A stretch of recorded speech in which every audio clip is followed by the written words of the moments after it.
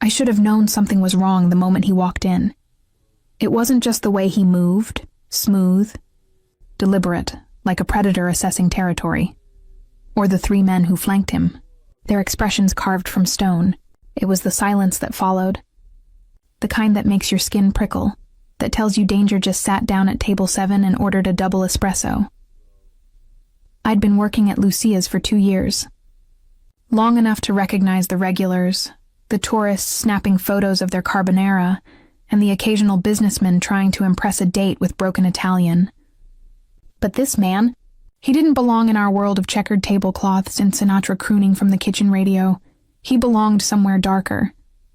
Mia, Rosa hissed from behind the bar, her weathered hands gripping a wine glass so tight I thought it might shatter. Don't go over there.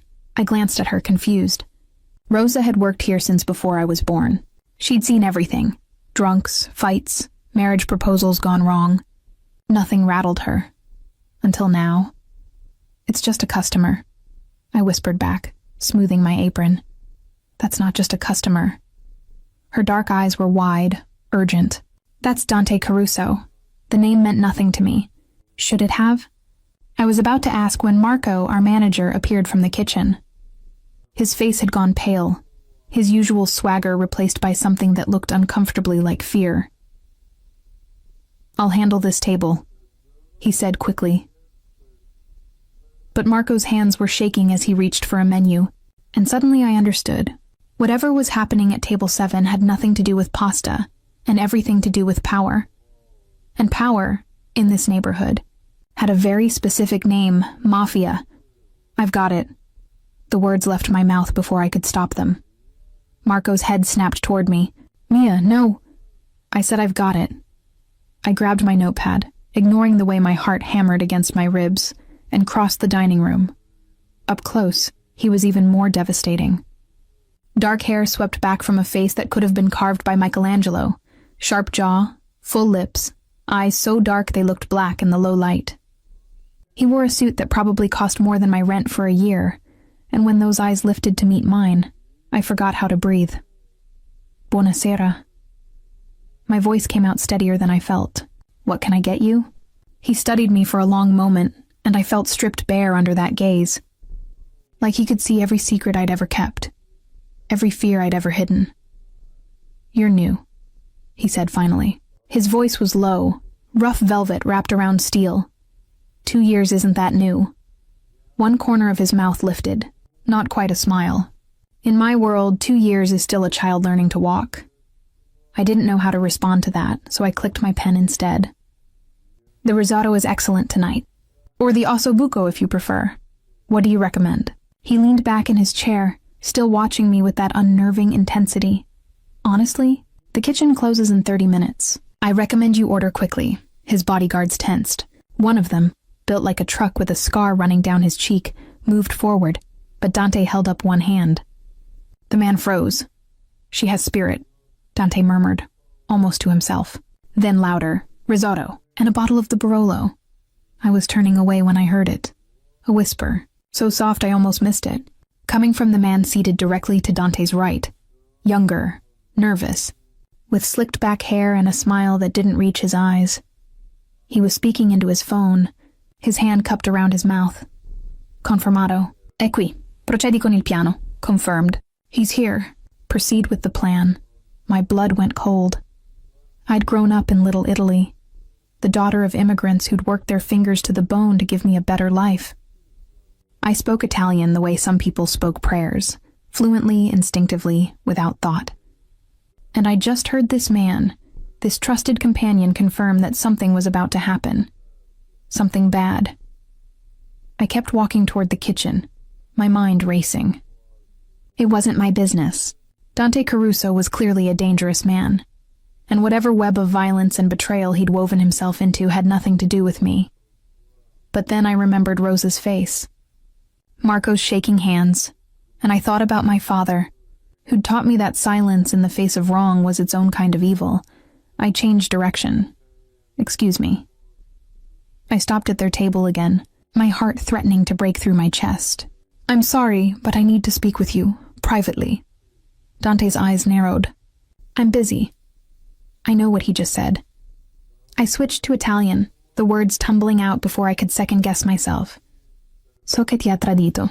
So che sta arrivando qualcuno. Devi andartene, adesso. I know he betrayed you. I know someone's coming. You need to leave. Now.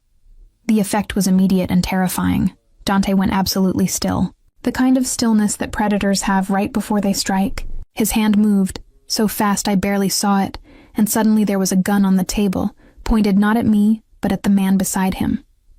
Che cosa hai detto? Dante's voice was death itself. What did you say? The traitor's face drained of color. Boss, I don't know what His phone, I said quietly. Check his phone. One of the bodyguards lunged forward, yanking the phone from the man's hand. Seconds later, his expression went dark. He showed the screen to Dante. Whatever was there made Dante's jaw clench so hard I could see the muscle jump. Get her out of here, he said to the scarred bodyguard. Now, through the back. Wait, what? Now. The word was a whip crack. And then everything happened at once. The front door exploded inward. Men in black streamed through, armed, moving with military precision. Screams erupted from the other diners. Glass shattered. Rosa dove behind the bar. I felt hands on my arms, dragging me backward through the kitchen. Behind me, I heard gunfire, sharp, deafening, real. This was real. The last thing I saw before the door swung shut was Dante Caruso, standing in the center of the chaos with a gun in each hand and murder in his eyes. And somehow, impossibly, his gaze found mine across the carnage. In that split second, something passed between us. Recognition, connection, a promise, or maybe a threat. Then I was in the alley, gasping for air, and the scarred bodyguard was shoving me toward a black car that had appeared from nowhere. Get in, he growled. I'm not going anywhere with... The back door of the restaurant burst open. Dante emerged, blood on his suit, smoke still rising from his weapons. He looked like a god of war, beautiful and terrible. His eyes locked on mine. You just saved my life, he said, his voice carrying over the distant sirens, which means your life is now mine to protect. Get in the car, Mia. I hadn't told him my name. The car smelled like leather and gunpowder. I sat rigid in the back seat, my hands clenched in my lap, watching the city blur past through tinted windows. Dante sat across from me, silent, his expression unreadable. He'd removed his jacket, ruined by blood, though I couldn't tell if it was his, and rolled up his sleeves. Even in the dim light, I could see the corded muscles of his forearms. The scars that spoke of violence survived. Where are you taking me? My voice sounded small, foreign. Somewhere safe. That's not an answer. His dark eyes flicked to mine. It's the only answer you're getting. Anger flared in my chest, hot and bright, burning through the shock. You can't just kidnap me. I have a life, a job, people who'll notice I'm gone.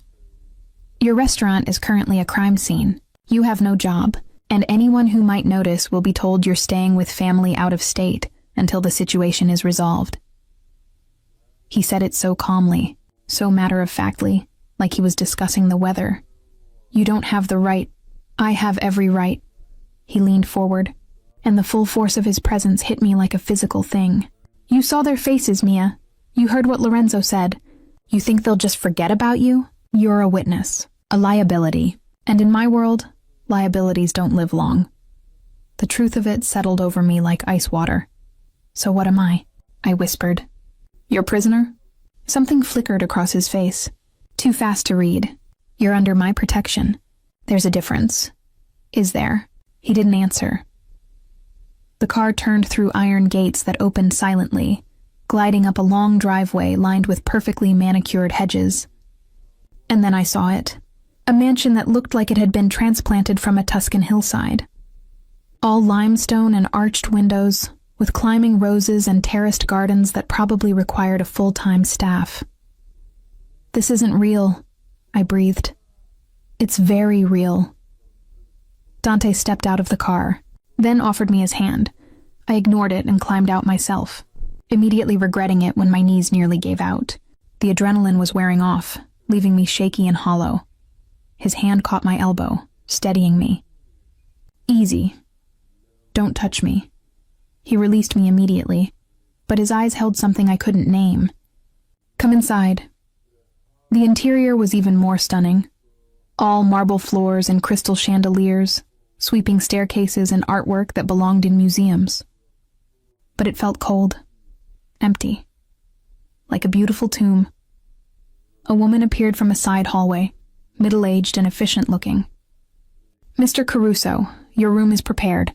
Shall I show the young lady to the guest suite? The East Wing, Dante said. Make sure she has everything she needs. Of course. I followed the woman. She introduced herself as Elena, up a winding staircase and down a corridor that seemed to stretch forever. She opened a door to reveal a bedroom that was larger than my entire apartment. 4-poster bed, walk-in closet, a bathroom with a tub that could fit 3 people. There are clothes in your size in the wardrobe, Elena said. Mr. Caruso anticipated you might need them. How did he? I stopped. Stupid question. Men like Dante Caruso knew everything. Dinner will be served in an hour. He requests your presence, and if I refuse? Elena's expression softened slightly. Then he will have food sent to your room. But he prefers not to dine alone. She left me standing there, alone in a stranger's house, wearing clothes that smelled like smoke and fear. I should have been terrified, and I was, but underneath the terror was something else. Something dangerous. Curiosity. Dinner was served in a dining room that could have seated 30, but held only 2. I'd showered and changed into one of the dresses from the wardrobe. Simple. Black. Perfectly fitted. It should have felt wrong, wearing clothes he'd chosen for me, but they felt like armor. Dante was already seated when I entered, a glass of red wine in his hand. He'd changed too into a fresh shirt, charcoal gray and open at the collar. Without the jacket and tie, he looked almost human. Almost. Sit, he said. I remained standing. I want answers, and you'll get them. After you eat. You've had a traumatic evening. Low blood sugar won't help. Stop acting like you care about my well-being. You kidnapped me. I saved your life. By taking away my freedom. He set down his glass with deliberate precision. Your freedom was forfeit the moment you opened your mouth in that restaurant. Do you understand what you interrupted? That was a $50 million setup. Arms deal. Territory negotiation. All orchestrated by Lorenzo, my most trusted capo, who apparently decided betrayal paid better than loyalty. His voice was cold, clinical. But his hands were clenched on the armrests. The people he was selling me out to, Dante continued.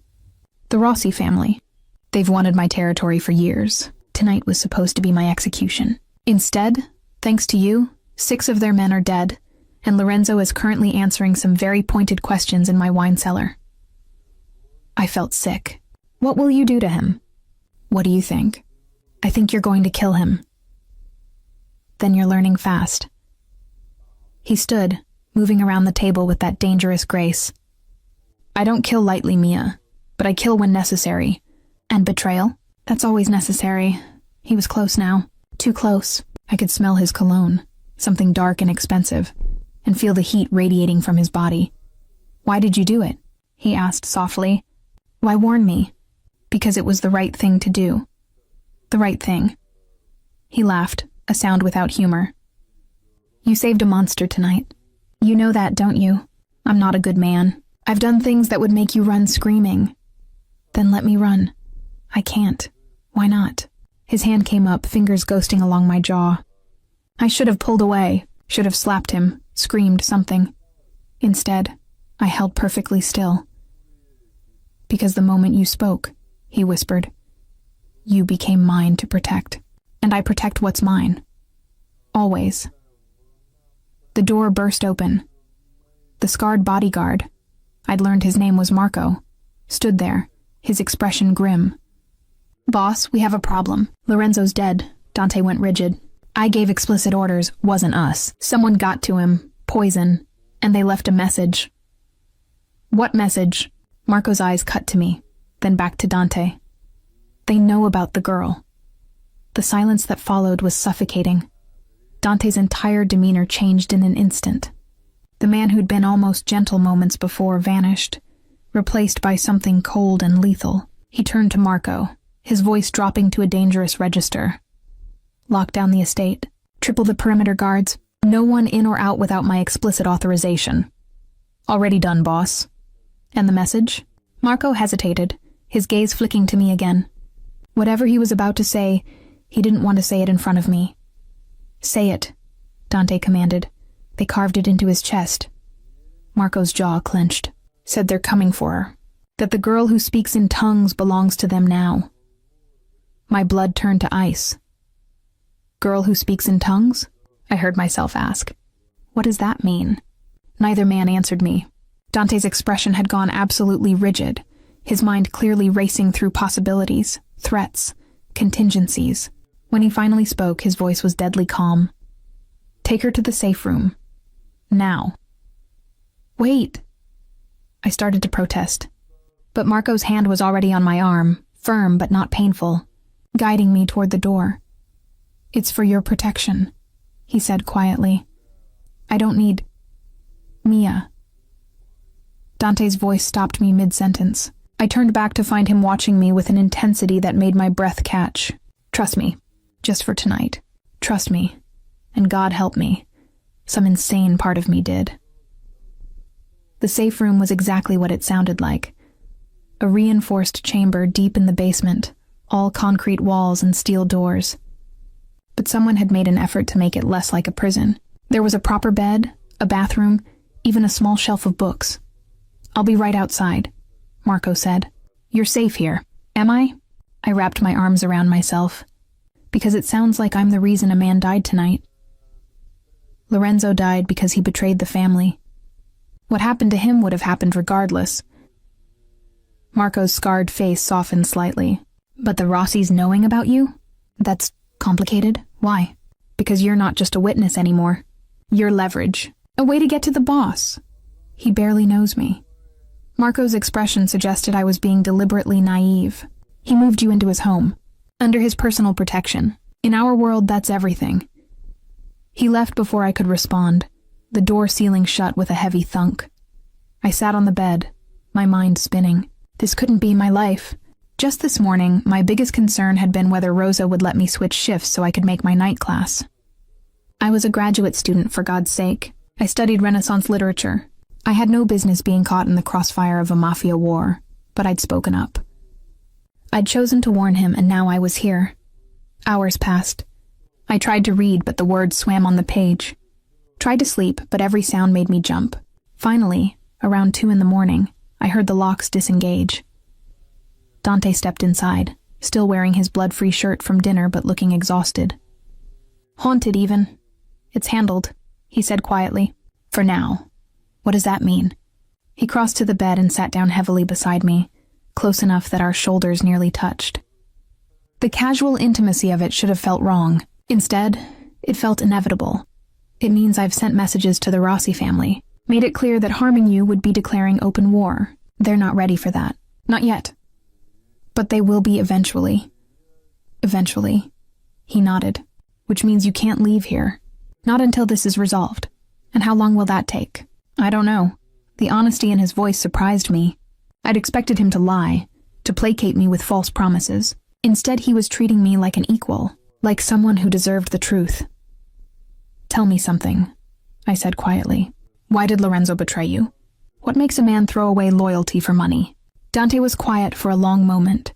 When he finally spoke, his voice was raw in a way I hadn't heard before. Lorenzo's daughter needed surgery. Experimental treatment in Switzerland. $3 million. He rubbed his face. I offered to pay for it. Told him family takes care of family. But he was too proud. Too ashamed to accept what he saw as charity. So he went to the Rossis instead. Sold me out for enough money to save his child. My heart clenched. God, that's horrible. It's the business. Everyone has a price. Everyone has a weakness. He turned to look at me then, and the weight of his gaze made me feel exposed. Vulnerable. What's yours, Mia? I don't have one. Everyone does. Then I haven't found it yet. Liar. The word was soft, almost affectionate. His hand came up, fingers brushing my hair back from my face. Your weakness is the same as mine. You can't stand by and watch injustice happen. even when it's safer to look away. How do you know that? Because you warned a stranger in a restaurant instead of saving yourself. Because you're angry at me for protecting you. Because right now you're not asking about your own safety. You're asking about why a man betrayed me. His thumb traced my cheekbone. You have a hero complex, sweetheart. And in my world, that's the most dangerous weakness of all. I should have pulled away. Should have told him to leave. Instead, I leaned into his touch. What's your weakness? I whispered. His eyes dropped to my lips. I'm beginning to think it might be you. The words hung between us, heavy with meaning, with possibility, with danger. Don't, I breathed. Don't say things like that. Why not? Because you're a mobster, a killer. And I'm just a waitress who got caught in the wrong place at the wrong time. You're not just anything. His voice was fierce now, urgent. You saved my life. You speak languages you shouldn't speak. You see things no one else sees. The lights went out. Complete darkness swallowed us. For 3 heartbeats, nothing. Then Dante was moving, his hand finding mine in the blackness. Stay behind me. Don't make a sound. What's happening? Someone cut the power. And then, from somewhere above, I heard it. Gunfire. Screaming. The sound of doors being blown open. They'd found us. Dante moved through the darkness like he was born to it. His hand stayed locked around mine, pulling me behind him as we navigated the pitch-black corridors of the basement. My heart hammered so hard I was sure whoever was upstairs could hear it. The gunfire had stopped, replaced by something worse. Silence, the kind that meant people were hunting. How many? I whispered, barely audible. Too many. His voice was grim. They knew about the safe room, knew about the backup generators. This was planned. Inside job? Has to be. We reached a junction in the corridor, and Dante paused, listening. I could feel the tension radiating from his body, coiled and ready to spring. Above us, floorboards creaked. Someone was walking slowly, methodically, searching each room, looking for me. The thought made my stomach turn. Dante's hand tightened on mine briefly, a silent reassurance. Then he was moving again, pulling me down a narrower passage I hadn't noticed before. The walls pressed close, almost suffocating, and the air smelled of damp stone and earth.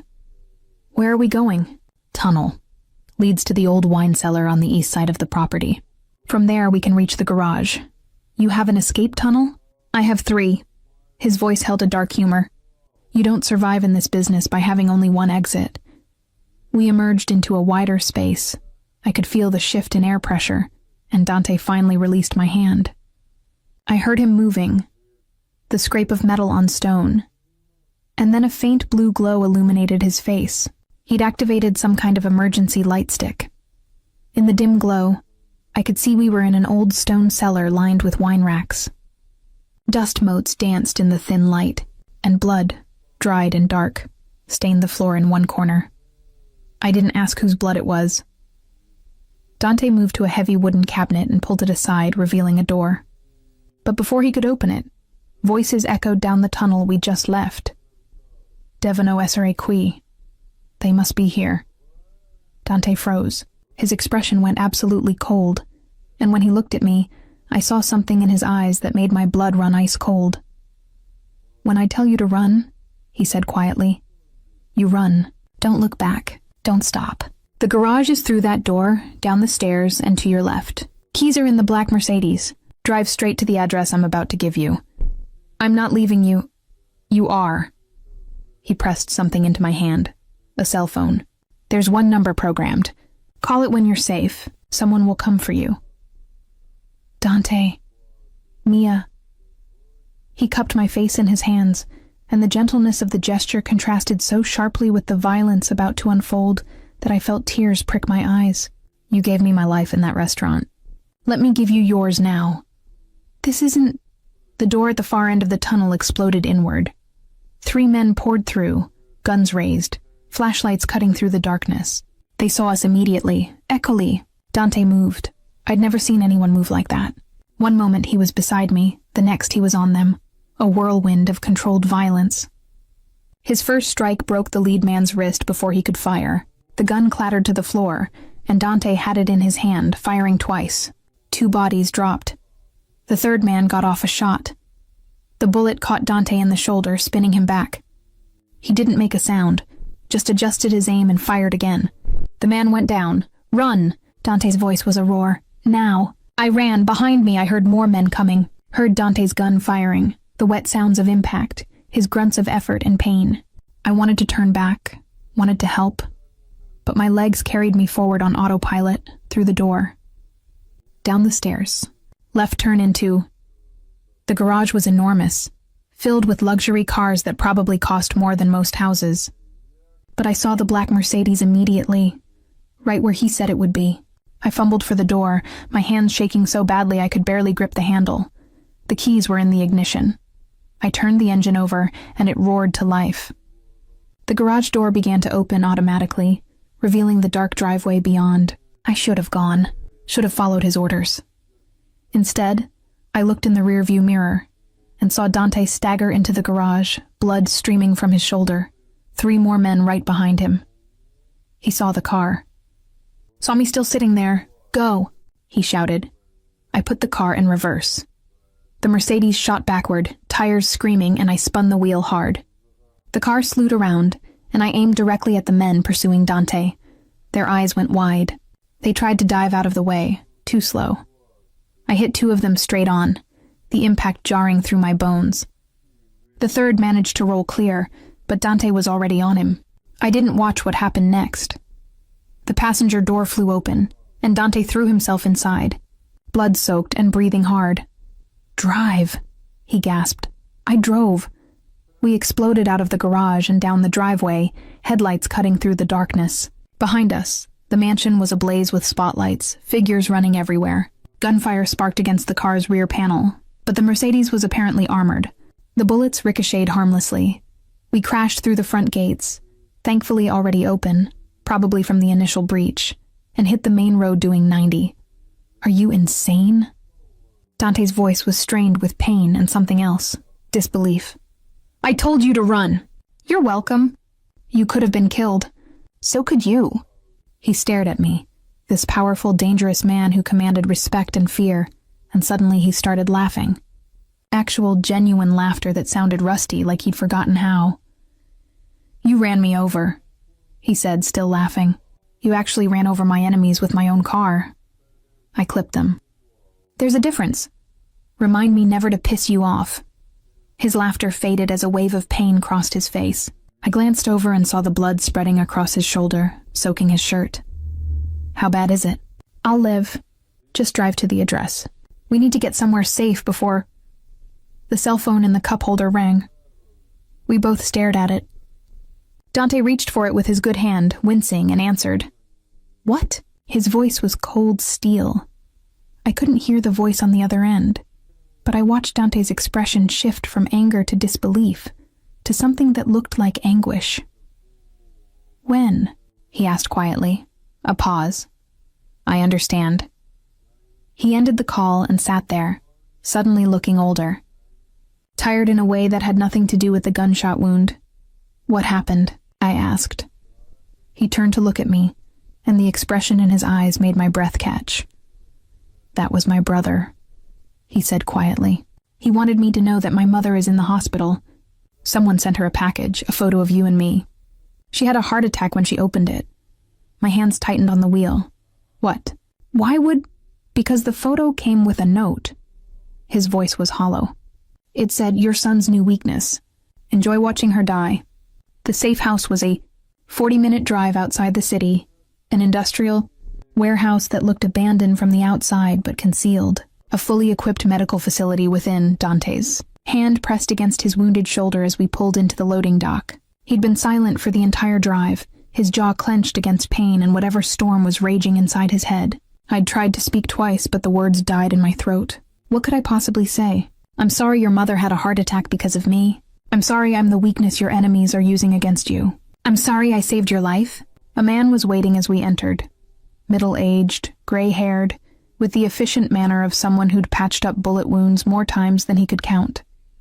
He took one look at Dante and gestured toward a steel table. "Sit. You're leaving a blood trail." "I've had worse." "That's not reassuring." The doctor, I assumed he was a doctor, turned to me. "You hurt?" No, then make yourself useful. Clean water, first drawer, second cabinet from the left. I moved on autopilot, grateful for something to do. Behind me, I heard Dante's sharp intake of breath as the doctor cut away his shirt and began examining the wound. Through and through. You're lucky. Another inch to the right, and it would have hit the subclavian artery. The sound of instruments clinking. This is going to hurt. It already hurts. It's going to hurt more. I turned back with the water to find the doctor threading a needle. Dante's eyes found mine across the room, and something in his gaze made me move closer despite every instinct screaming at me to keep my distance. Talk to me, he said quietly. It helps. About what? Anything. Tell me about you. Who is Mia Santoro really? The doctor began stitching. Dante's hand gripped the edge of the table, knuckles going white, but his eyes never left my face. I'm nobody, I said. Just a graduate student trying to finish my thesis. On what? Renaissance poetry, Petrarch's influence on courtly love literature. Beautiful and brilliant. His voice was strained. Dangerous combination. I'm not dangerous. You drove a car into armed men for me. You're dangerous. The doctor pulled another stitch tight, and Dante's jaw clenched. Keep talking. My parents emigrated from Naples when I was 5. My father worked construction. My mother cleaned houses. They wanted me to have opportunities they never had. I moved closer, close enough to see the sweat beading on his forehead. I was supposed to become a teacher. Safe, respectable. Instead, I'm standing in an underground medical facility watching a mobster get stitched up. Life rarely goes according to plan. Clearly. The doctor finished and began bandaging the wound. You'll need antibiotics and rest. Actual rest, not your version of it. Fine. I mean it, Dante, you've lost blood. You're running on adrenaline and stubborn pride. Eventually, both will run out. Dante stood, swaying slightly, and immediately reached for me. I caught his arm, steadying him, and felt the heat of his skin through my shirt. Thank you, Paolo, Dante said to the doctor. The usual fee. Already transferred. Paolo packed his instruments efficiently. There's a bedroom upstairs. Clean sheets. Food in the fridge. Don't do anything stupid for at least 6 hours. He left us alone.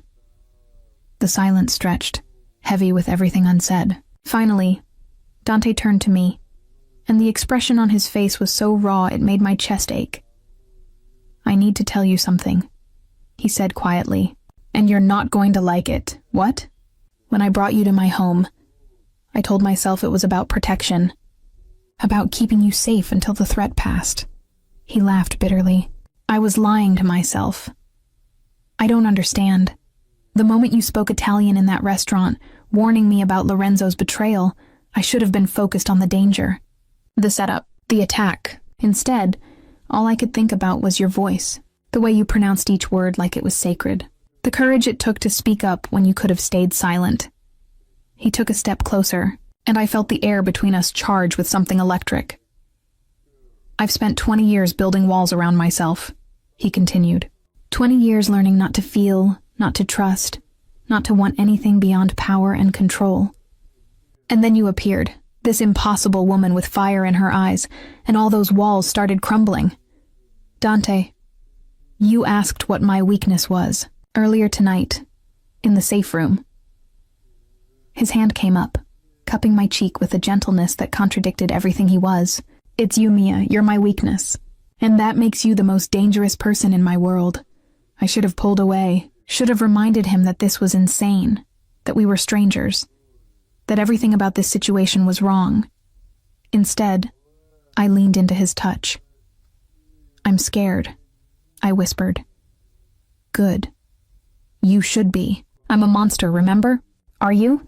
I looked up at him, this man who'd killed to protect me, who'd risked everything to keep me safe, whose eyes held such carefully hidden pain.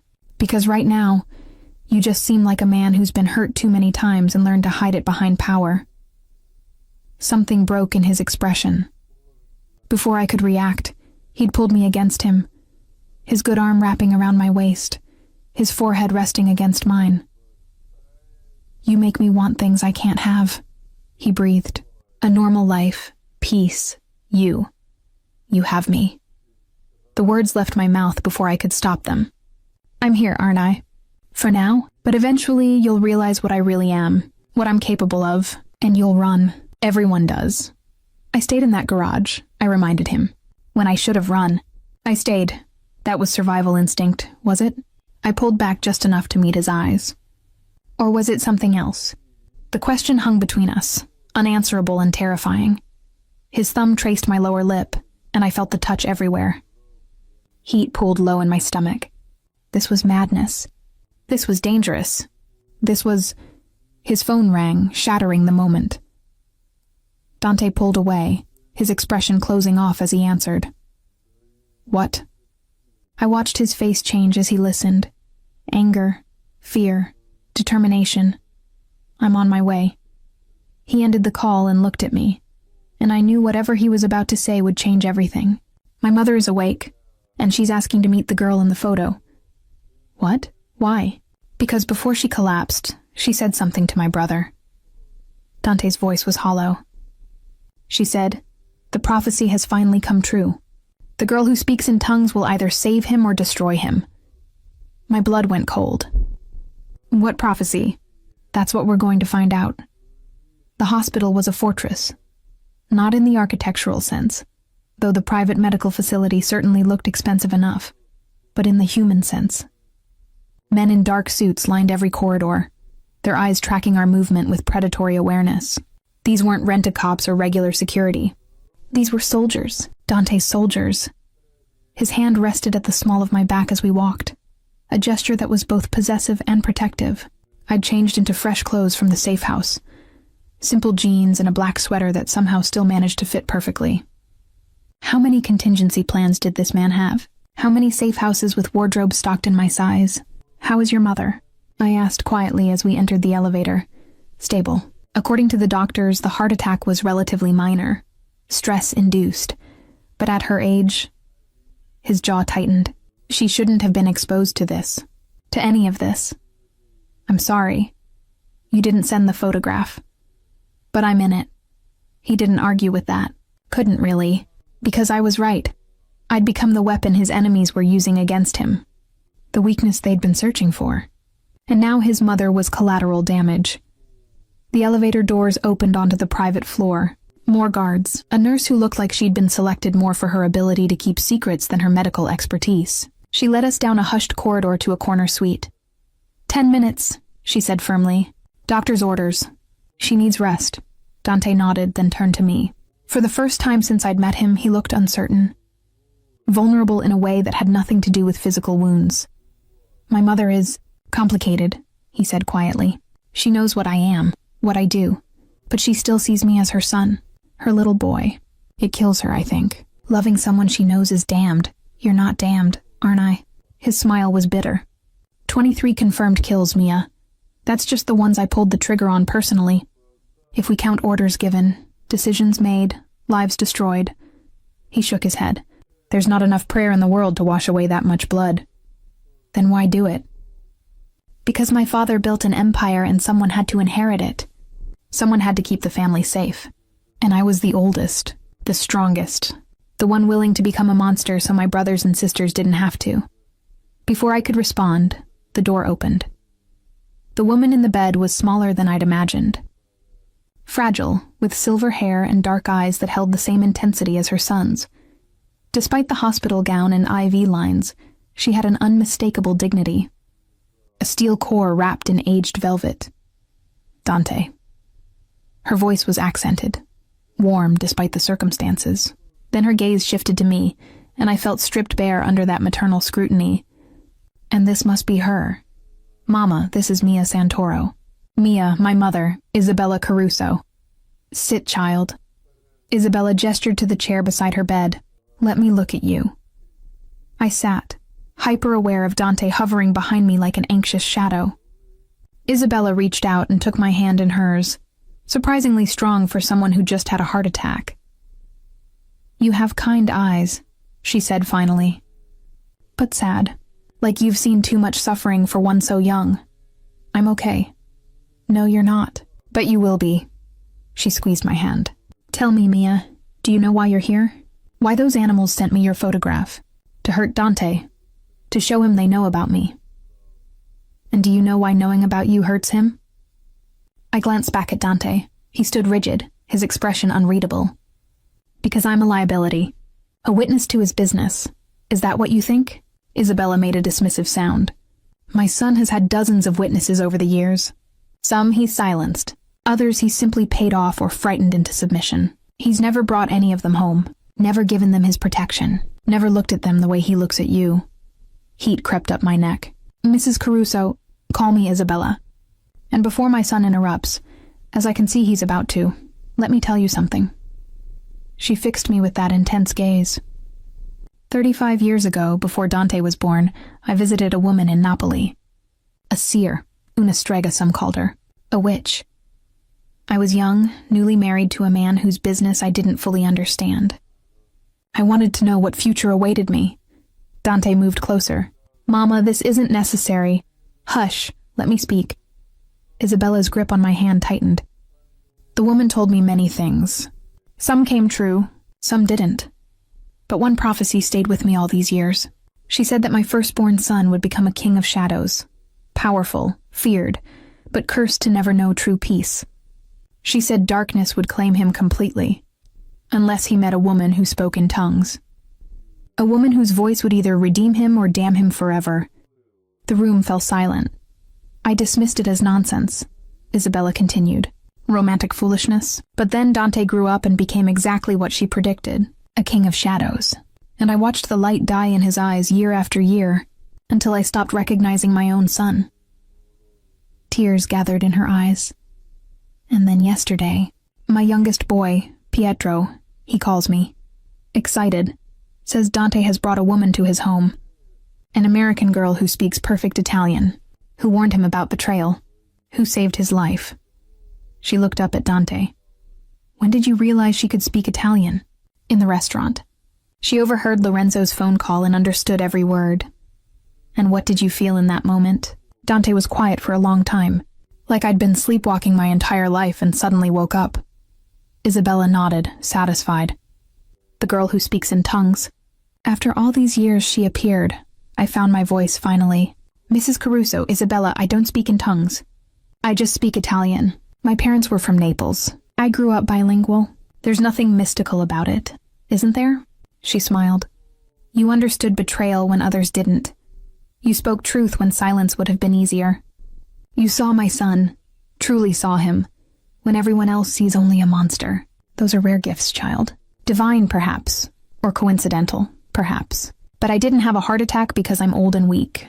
I had a heart attack because I saw that photograph and understood, finally understood, that the prophecy was real, and that my son had found his salvation. Her voice dropped, or his destruction. The seer was clear on that point. You are his crossroads, Mia Santoro. The choice that will define everything. That's not fair, I whispered. I didn't ask for that responsibility. No one asks for destiny. It simply arrives. Isabella released my hand and looked at Dante. Come here, mio figlio. Dante knelt beside the bed, and suddenly he wasn't a feared mafia boss. He was just a son worried about his mother. Isabella cupped his scarred face with both hands. I'm going to ask you something and I want the truth. Do you love this girl? Mama... The truth, Dante. He looked at me, and the expression in his eyes stole my breath. I don't know. Maybe. Or maybe I'm just finally feeling something again, and I'm too broken to recognize what it is. All I know is that when I thought I might die in that restaurant, my last thought wasn't about my empire or my legacy. It was that I'd never learn her name. The words hung in the air, raw and honest. Isabella smiled, even as tears tracked down her cheeks. Then protect her, Dante. Not because she's a weakness. Not because she's a liability. Protect her because she reminds you that you're still human, that there's still something in you worth saving. A commotion erupted in the hallway. Shouts. Running footsteps. Dante was on his feet instantly. His hand going to the gun I hadn't realized he was carrying. The door burst open, and one of his men stumbled in, blood streaming from a gash on his forehead. Boss, they're here. The Rossis.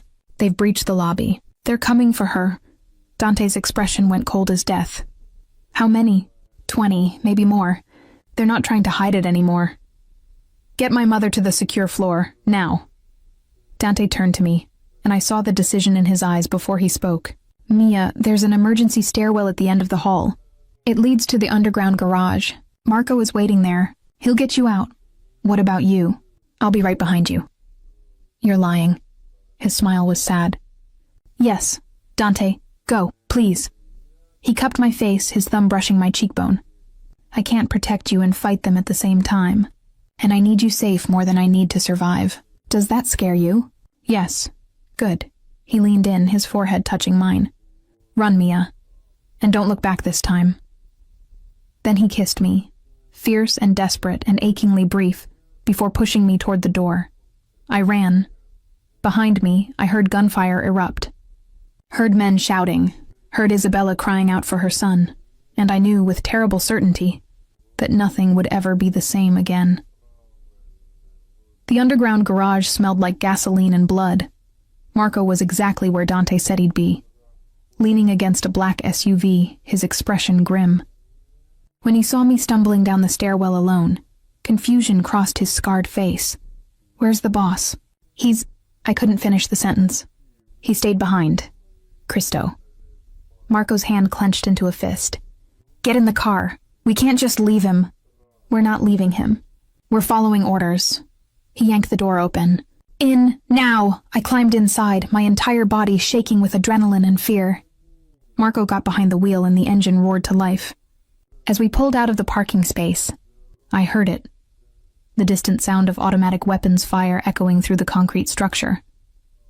Dante was up there, fighting, bleeding, possibly dying, and I was running away. Turn the car around, I said. No. Marco, the boss gave me one job. Keep you alive. I'm not failing him. He needs backup. He has 40 men up there. What he doesn't need is you getting caught in the crossfire. Marco's jaw was set, his hands tight on the wheel. You don't understand how this works. In our world, you don't win by being the bravest. You win by being the smartest. And the smartest thing right now is keeping you hidden. We crashed through the garage exit barrier and onto the street. It was after midnight, and the city felt like a different world. Normal people living normal lives, completely unaware that 20 floors above them, men were trying to kill each other. Where are we going? I asked. Safe house. Different one from before. The boss has contingencies for his contingencies. My phone buzzed. The one Dante had given me. I pulled it out, hands trembling, and saw a text from an unknown number. He's alive. For now, but not for long. Unless you want to make a trade. My blood turned to ice. Marco, stop the car. What? Stop the fucking car! He slammed the brakes, and we screeched to a halt at the side of the road. I showed him the message. His face went pale. It's a trap, he said immediately. Of course it's a trap. Then I'm not what? Going to let them kill him? Let them use me as bait while I hide in some safe house. I grabbed his arm. Marco, he went back to that hospital because of me. Because his mother was there because of me. Because I'm the weapon they're using against him. How am I supposed to live with that? By staying alive. That's what he wants. What about what I want? The phone buzzed again. Another message. This time it was a video. I didn't want to watch it. Every instinct screamed at me to throw the phone out the window and pretend I'd never seen it. But my finger pressed play anyway. The video showed Dante, bound to a chair in what looked like an industrial warehouse. His face was bloodied, one eye swollen shut. Men surrounded him, their faces obscured by shadows. And standing directly in front of him was someone I recognized from the brief glimpse I'd gotten at the restaurant. A man in his 50s with silver-streaked hair and cold, calculating eyes, Antonio Rossi, the rival family's head, Dante Caruso. Antonio's voice was cultured, almost pleasant. The great king of shadows. Look at you now, bleeding, broken. All because of one little waitress who speaks Italian. Dante lifted his head. Even through the blood and pain, his expression was defiant. Touch her, and I'll burn your entire family to ash. Brave words from a man in chains. Antonio circled him slowly. But here's the problem, Dante. You're not in a position to make threats. Your men are scattered. Your allies are reconsidering their loyalties. Your mother is hospitalized. And the girl? He leaned in close. The girl is terrified and alone. How long do you think it will take us to find her? You won't. We already have. Antonio held up a phone, showing what looked like a tracking app. A red dot pulsed on a map of the city. Your faithful Marco is very predictable. He's taking her to your Riverside safe house. We'll have her within the hour. Dante's expression broke, just for a second, and I saw raw terror flash across his face. So here's my offer, Antonio continued. You give us the East Side territories. You give us access to your shipping routes. You give us everything we've been trying to take by force. And in exchange, we let the girl live. We let your family live. You'll lose your empire, but you'll keep what matters. Isn't that worth it? And if I refuse, then we kill her slowly. We make you watch. And when we're done with her, we move on to your brothers, your sisters, your mother. We'll dismantle everything you've built, Dante. Everyone you've ever loved will suffer, all because you were too proud to surrender. The video ended. I sat there staring at the blank screen, my mind racing. They'd tracked us. They knew where we were going. And they had Dante, the man who'd saved my life, protected me, who'd looked at me like I was something precious and rare instead of just a liability. The man who'd kissed me like he was drowning and I was air. Marco's voice broke through my thoughts. We need to move, now. If they know about Riverside, we'll go to the harbor safe house instead. I'll call for backup and— No. What? I looked at him, and I knew what I had to do. What I'd probably known since the moment Dante pushed me toward that stairwell. Take me to them. Are you insane? Probably. But I'm also the only thing they want. As long as I'm free, they'll keep hurting him. Keep threatening his family. But if I turn myself in, you'll be dead within an hour. Maybe, or maybe I can buy Dante enough time to regroup. To plan, to survive. I met his eyes. He gave up everything to protect me, Marco. Let me do the same for him. He'll kill me if I let you do this. He'll kill you if you don't, and he dies because of it. Marco stared at me for a long moment, conflict written across his scarred face. Finally, he slumped back in his seat. You're as crazy as he is. Is that a yes? It's a— I'm going to call for backup and pray this doesn't end with both of you dead. He grabbed his phone, finger hovering over a contact. But if we're doing this, we're doing it smart. Not walking into an ambush blind. What do you have in mind? His expression turned predatory. The Rossis think they're the only ones who can set a trap. Time to show them they're wrong. 20 minutes later, I stood outside the abandoned textile factory on the waterfront. My hands raised above my head. The building loomed before me. All broken windows and crumbling brick.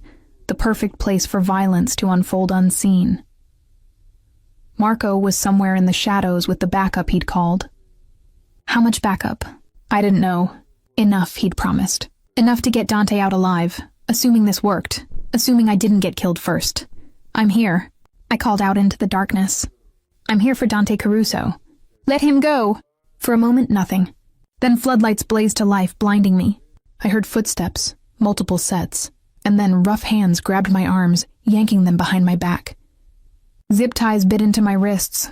Well, Antonio Rossi's voice, amused and dark. The girl who speaks in tongues. You're braver than I expected, or more foolish. I haven't decided which yet. Where is he? Eager to see your monster?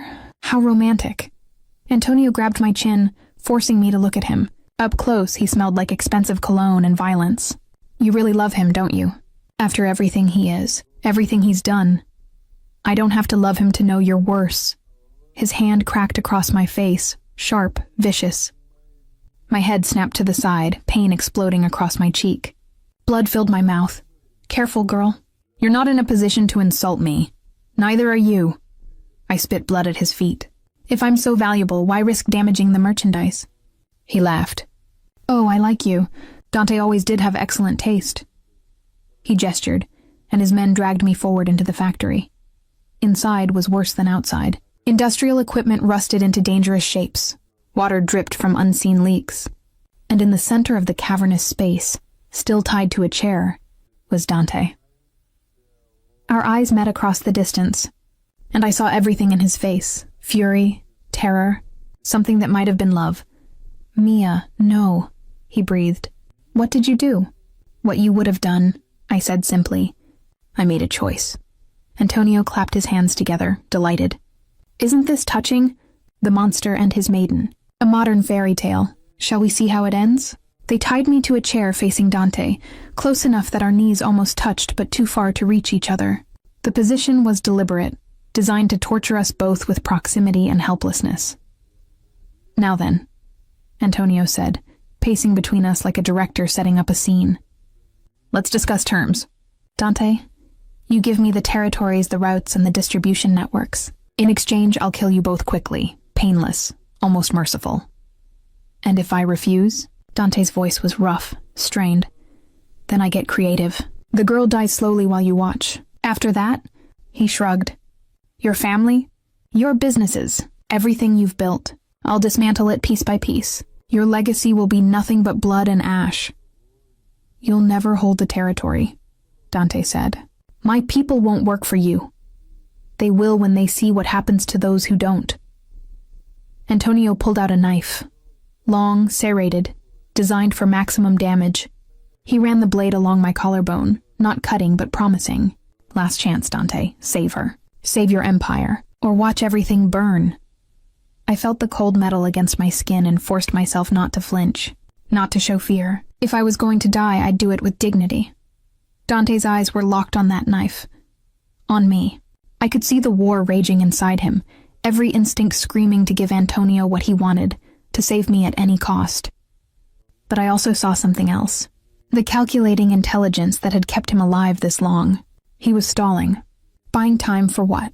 Before I answer, Dante said carefully, I want to know one thing. How did you know about Mia? How did you get that photograph? Antonio smiled. Does it matter? Humor a dying man. Very well. Your dear cousin, Luca, has been on my payroll for 6 months. He's been feeding me information about your movements, your weaknesses, your safe houses. When you brought the girl home, he immediately reported it. We knew we'd finally found your pressure point. I saw Dante's expression shudder. Betrayal layering over betrayal. His own blood turning against him. Luca, he said quietly. I should have seen it. You should have. But love makes us blind, doesn't it? Family loyalty. Such a charming weakness. Antonio pressed the knife a little harder against my skin. A thin line of blood welled up.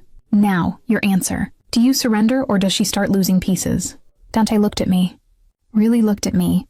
And in that moment, I understood. He wasn't going to surrender. He was going to let Antonio hurt me rather than give up everything he'd built. It should have terrified me. Should have made me hate him.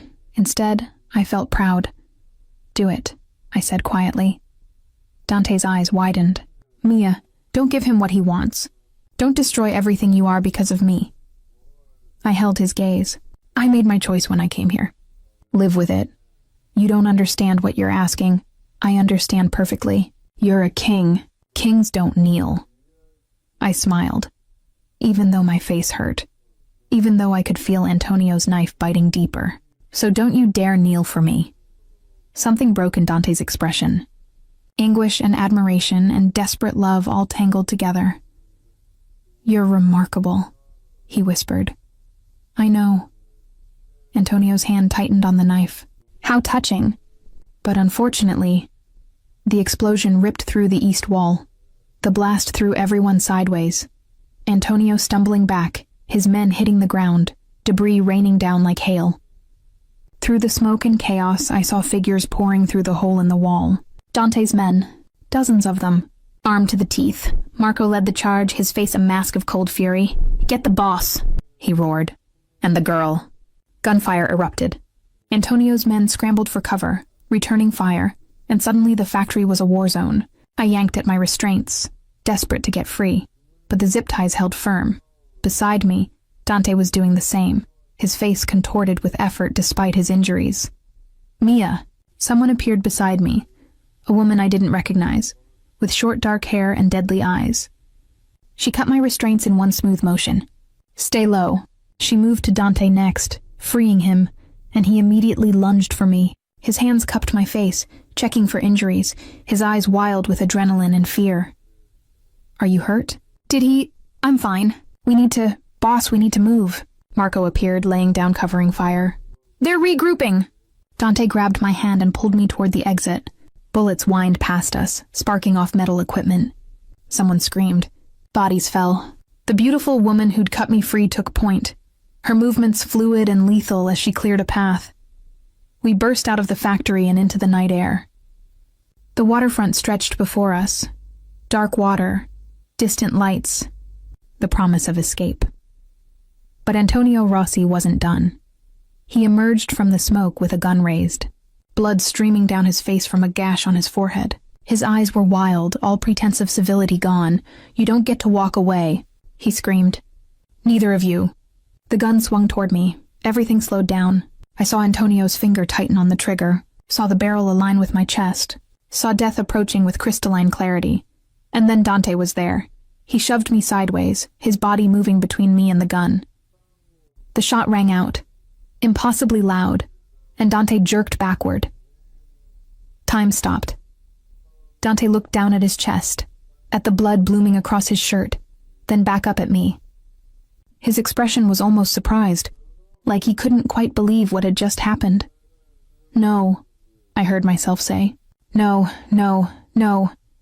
He collapsed. I caught him, or tried to, but his weight drove us both to the ground. His blood was hot against my hands, too much blood coating my fingers, my clothes. "Dante." I pressed my hands against the wound, trying to stop the bleeding. "Dante, stay with me." His eyes were unfocused, but he found my face. His hand came up, touching my cheek with trembling fingers. "Worth it," he whispered. "You were worth it.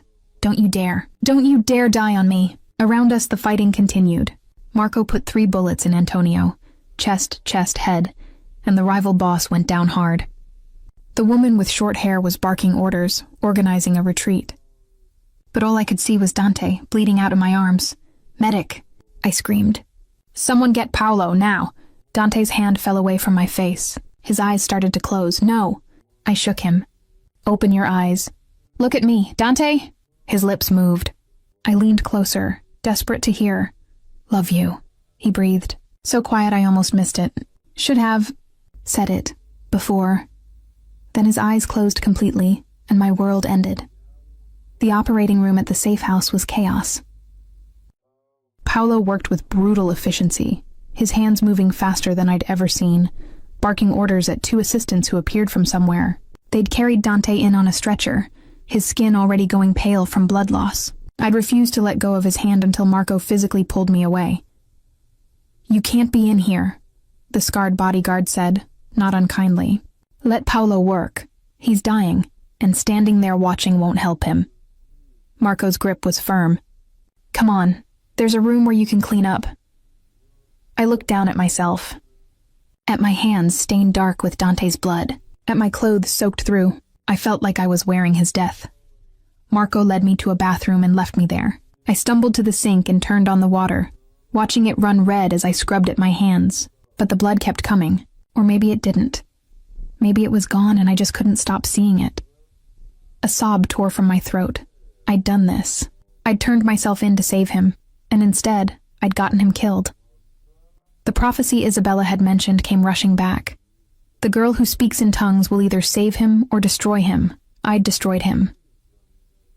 The bathroom door opened.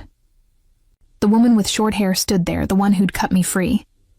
Up close, I could see she was older than I'd thought, maybe mid-30s, with a scar running along her jaw. "You need to change," she said, holding out fresh clothes. "And eat something. You're in shock. I can't. You can. And you will. Because if Dante survives this, the first thing he's going to want to see is you. And you need to be strong for that moment." She set the clothes on the counter. "I'm Sophia. I run intelligence for the Caruso family. Mia, I know who you are. Everyone knows who you are." Sophia leaned against the door frame. "You're the girl who saved the boss twice. The one he went back into hell for. The one he took a bullet for. I didn't ask him to, doesn't matter. He did it anyway. That's who Dante is. When he cares about something, he's all in. No half measures. No regrets." Her expression softened slightly. "Change. I'll wait outside. We'll get coffee and you'll tell me everything that happened. Sometimes talking helps." She left me alone. I changed mechanically, pulling on clean jeans and a soft sweater that smelled like lavender detergent. When I emerged, Sophia was waiting with 2 steaming mugs. We sat in a stark living room. All leather furniture and empty walls, designed for function rather than comfort. "How long have you known Dante?" I asked, 8 years. He recruited me out of military intelligence when my cover got blown on a job in Syria. I owed him my life. Sophia took a sip of coffee. In all that time, I've never seen him like this. Reckless, emotional, willing to throw away strategic advantage for one person. Is that bad? It's dangerous.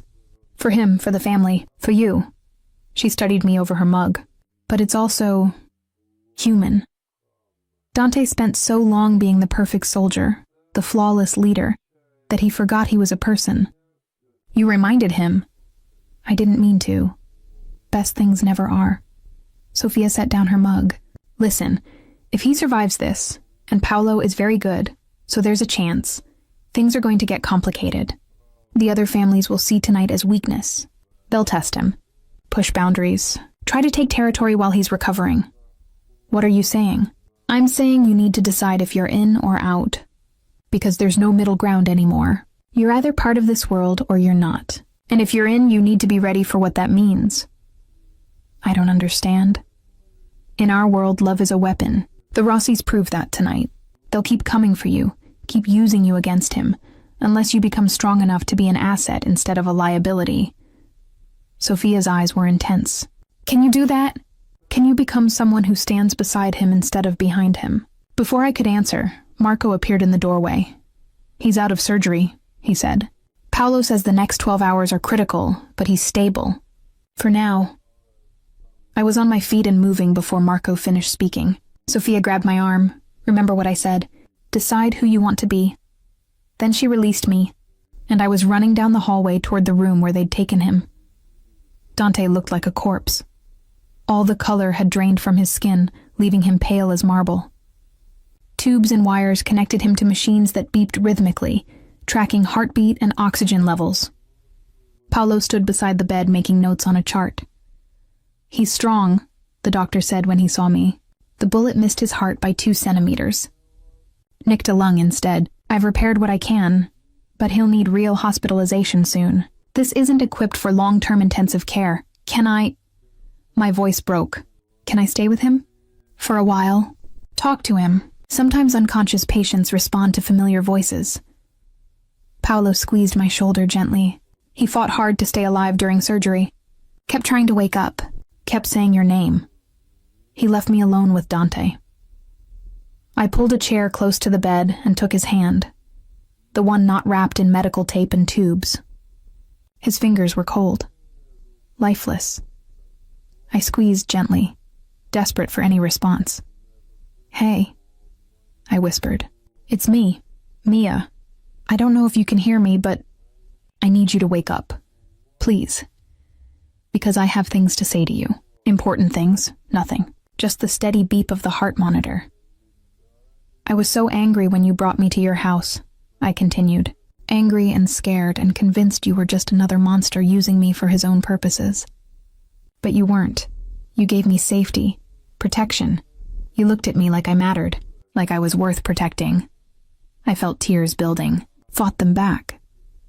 And then tonight, when Antonio had that knife against my skin, you were willing to let me get hurt rather than surrender everything you'd built. And I was proud of you. Isn't that insane? I was proud that you were strong enough to make the hard choice. That's when I knew. I leaned closer, my forehead almost touching his. I love you, Dante Caruso. I love your strength and your darkness and the broken pieces you try to hide. I love the way you protect your family and honor your word and hold yourself to impossible standards. I love that you're trying so hard to be a monster, but you keep failing because you're too human. A tear escaped, splashing onto his hand. So you need to wake up. Because I didn't get to say that while you were conscious, and you deserve to hear it. You deserve to know that someone sees you, really sees you, and loves you anyway. The heart monitor's rhythm stayed steady, unchanged. I sat there for hours talking to him, telling him about my childhood, my parents, my dreams of becoming a professor. Ridiculous, mundane details that had nothing to do with guns and territory and violence. Just life, the life I wanted to share with him. Somewhere around dawn, exhaustion finally claimed me. I laid my head on the edge of the bed, still holding his hand, and closed my eyes. I woke to someone touching my hair, gentle fingers running through the strands, barely a whisper of contact. I lifted my head slowly, afraid to hope. Dante's eyes were open, dark and pain-filled but unmistakably aware. He looked at me like a man seeing salvation after years in hell. "Mia." His voice was a ruined rasp.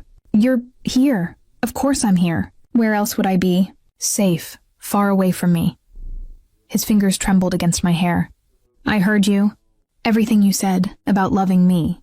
You weren't supposed to be conscious for that. Best eavesdropping I've ever done." He managed the ghost of a smile. "Say it again. You're going to make me repeat it?" "I got shot. Indulge me." I laughed, a sound somewhere between joy and hysteria. "I love you, Dante Caruso. Even though you're impossible and dangerous and you got blood all over my favorite jeans." "Those weren't your jeans. I bought you those jeans."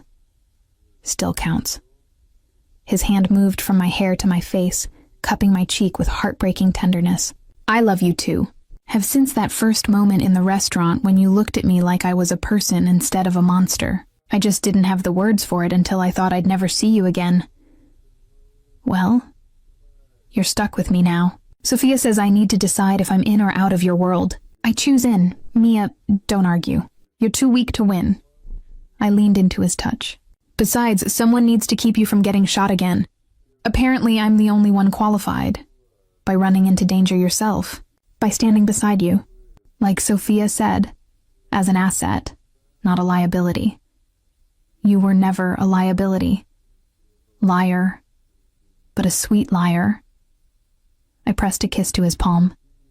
"Rest now. We'll figure out the details when you're not full of painkillers and surgical staples." His eyes were already closing, exhaustion pulling him under, but he held onto my hand like I was the only thing keeping him tethered to life. "Don't leave," he mumbled. "Never," I promised. And as I watched him drift back to sleep, I knew I meant it. Whatever came next, whatever wars and betrayals and dangers awaited, we'd face them. Together. 3 months later, the Caruso estate had been rebuilt. Not the same as before. Dante had decided the old mansion held too many bad memories. Instead, he'd commissioned something new. A fortress disguised as a home, with state-of-the-art security and enough safe rooms to survive a siege. But he'd also insisted on gardens, libraries, spaces that felt lived in rather than defended. Spaces for a life, not just survival. I stood on the terrace overlooking the city, watching the sunrise paint the skyline in shades of gold and rose. Behind me, I heard the door open. Didn't need to turn to know who it was. I'd memorized the sound of his footsteps. Dante's arms wrapped around me from behind, his chin resting on my shoulder.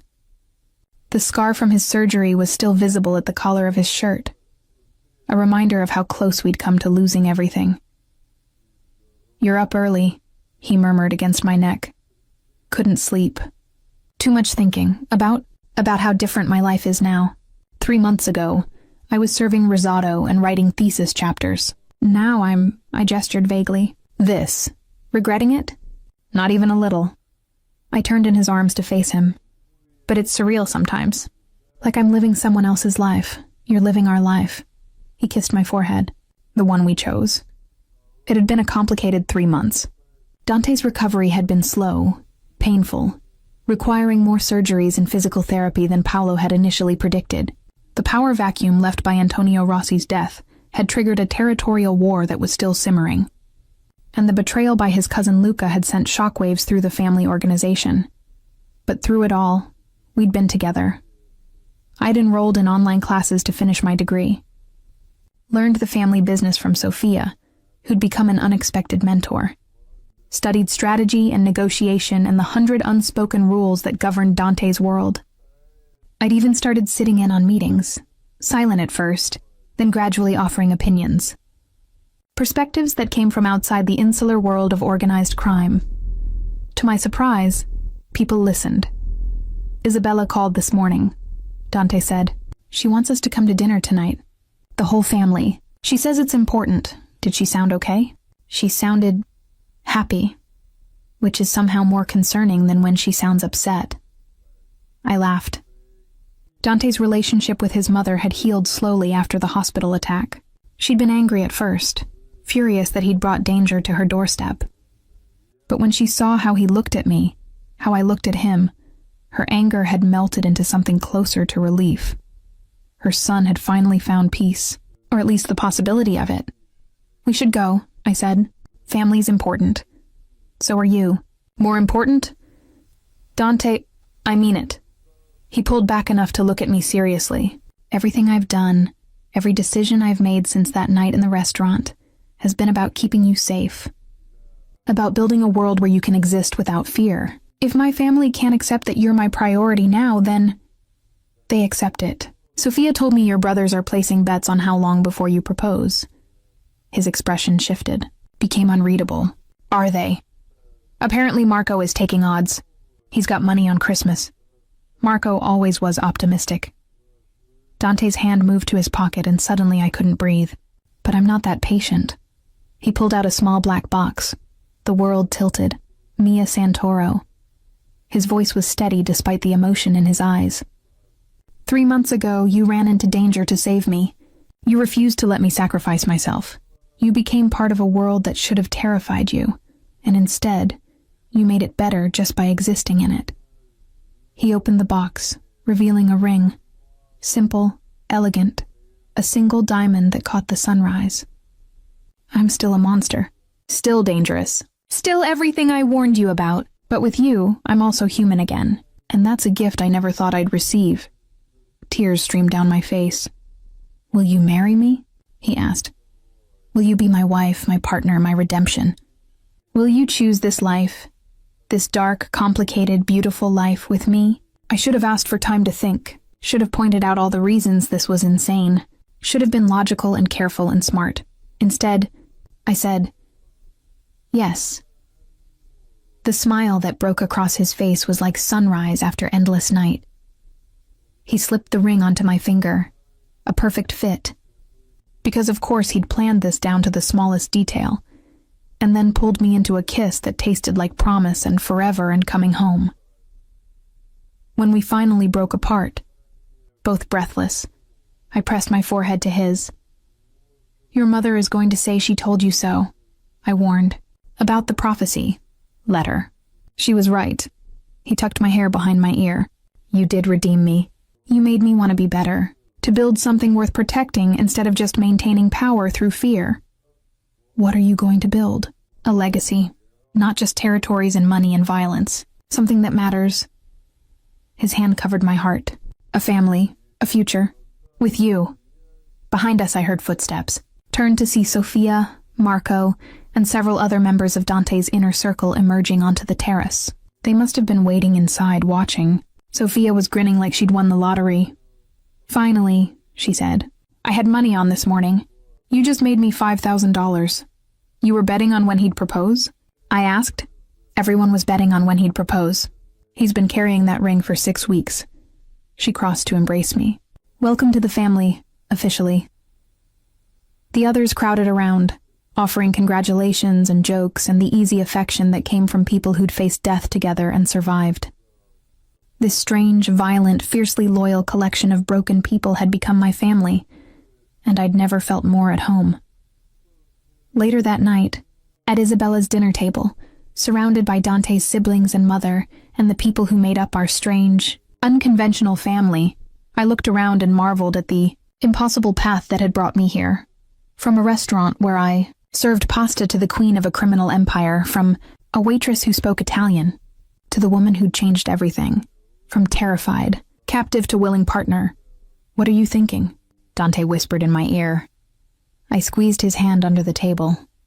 "I'm thinking about prophecies, about how your mother's seer said I would either save you or destroy you, and I think maybe I did both." I turned to look at him. "I destroyed the man you were, the one who thought he was only a monster. And I saved the man you could become."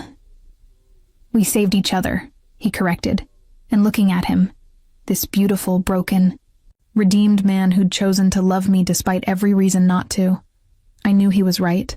We'd found each other in darkness, in danger, in the space between violence and vulnerability, and together, we'd built something neither of us had believed possible. A love that survived despite the darkness. or maybe because of it. A love worth fighting for. A love worth dying for. A love worth living for. Isabella raised her glass across the table. To Dante and Mia, she said, tears shining in her eyes. May they have the courage to face whatever comes. Next. Together. Together, everyone echoed. I clinked my glass against Dante's and saw my future reflected in his dark eyes. Complicated. Dangerous. Beautiful. Perfect. The wedding was small. Not because we didn't have people to invite, Dante's network spanned continents, but because we wanted it intimate. Just family. Just the people who mattered. We married at sunset in the estate gardens, under a canopy of white roses and trailing ivy. Isabella cried through the entire ceremony. Dante's brothers made increasingly inappropriate toasts at the reception. Sophia caught the bouquet and immediately tried to give it away. It was chaotic and loud and absolutely perfect. Now, hours later, we stood alone on the terrace where he'd proposed. The party continued below, music and laughter drifting up through the open windows. But we'd escaped for a moment of quiet. Mrs. Caruso, Dante said, testing out the name. How does it feel? Terrifying. Thrilling. Right. I leaned into him. Ask me again tomorrow when I'm less drunk on champagne and happiness. He laughed, the sound rich and unguarded. I still collected those laughs like treasures, each one proof that the man I'd glimpsed beneath the monster was real and growing stronger.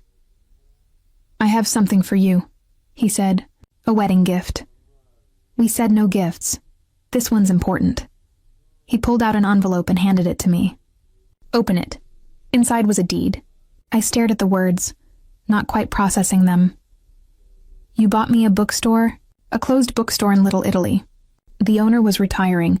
I thought, maybe you'd want to reopen it. Run it. Make it a place where people who love words can gather. He looked almost nervous. You gave up your normal life for mine. This is me giving you a piece of it back. I couldn't speak. Could barely breathe through the tightness in my chest. If you hate the idea... I kissed him. Poured everything I felt into it. Love and gratitude and wonder that this man existed. That he was mine. I love it, I said when we finally broke apart. I love you. I love this impossible life we're building. Good. He pulled me close, and we swayed to the distant music. Because I plan on spending the rest of my life surprising you. Challenge accepted. And as the stars emerged overhead and our future stretched infinite before us, I knew that whatever came next, whatever dangers or joys or sorrows awaited, we would face them together, forever.